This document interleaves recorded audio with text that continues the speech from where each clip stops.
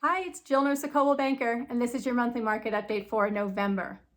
Well, when we said we wanted the market to slow down a little bit, we didn't mean this. We didn't want it to go to a snail's pace. I mean, the market is just barely crawling right now. And why? I mean, the obvious reason is that the interest rates have skyrocketed compared to where they were. They're not that high compared to, if you look historically, and check out my newsletter, and I've got all that information in there. But interest rates have definitely gone up. A lot of buyers are being priced out of the market, even though they were priced out of the market when the market was crazy and they couldn't bring the extra money to the table when home prices were going way over asking, and they had to bring money for appraisal and things like that. But regardless, a lot of buyers have gone to the sidelines. 92% of sellers in the US have an interest rate below 5%. So a lot of those sellers who have to then turn around and buy are saying, why should I sell my house and then turn around and pay these exorbitant interest rates? A lot of companies are starting to lay off with the fear of a recession looming. You're starting to see a lot of layoffs in companies. And then the election that just happened is ongoing. When it's uncertain about who is going to control Congress and the Senate, people get a little bit nervous. The stock market gets nervous. And so a lot of times people just wait to see what's going to happen. Okay, so the combination of all these things has really slowed down our market. We had our number of new listings from September to October was down 25%.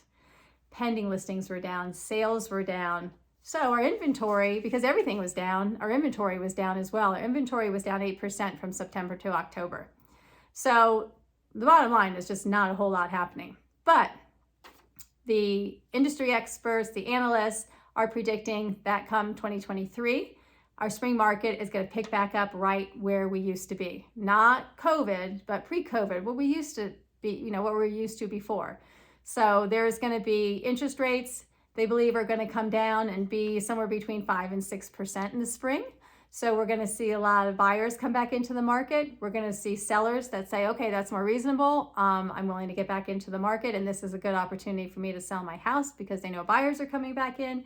So we're going to see a lot more activity. So what does that mean for buyers? One, I wouldn't wait till the spring market.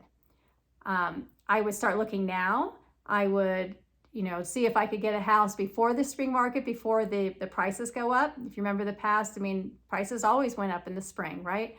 So try to get in before the spring market.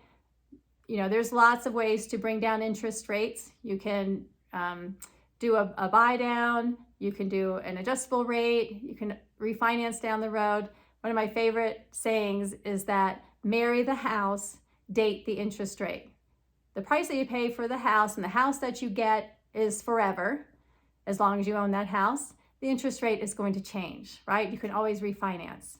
So make sure you get the right house at the right time, and then the financing part you can adjust along the way.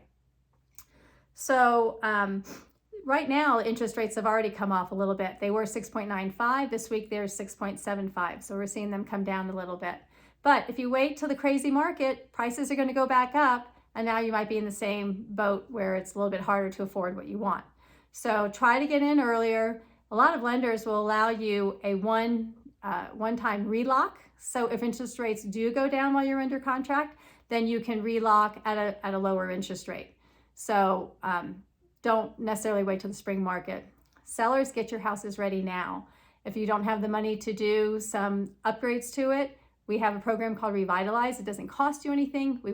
It works with Angie, and we can get you contractors in to help do some of those upgrades prior to listing your home, and then you pay for it at closing with your proceeds. So you can call me and I can explain all of that.